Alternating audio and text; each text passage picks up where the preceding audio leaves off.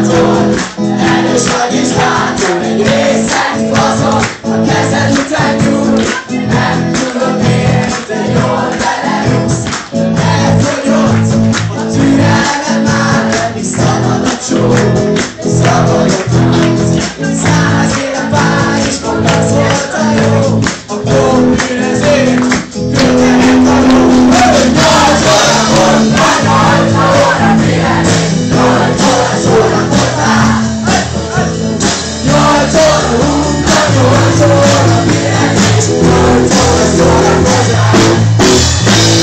Kocsmába, ott van alanyélet, tombolnak az agyak, élesek a kések, sűrű a levegő, az ocsos közszagádon, melegebb a pár.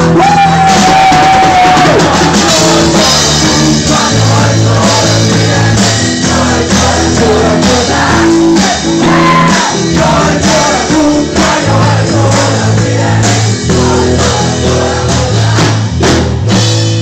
Munkának vége, kijössz a nyárból egy otthától, erős vagy és bátor, egy részeg fazon, a kezed után nyúl. Nem tudom miért, de jól belerúgsz. Nézd, hogy mi folyik itt, ami lefolyik,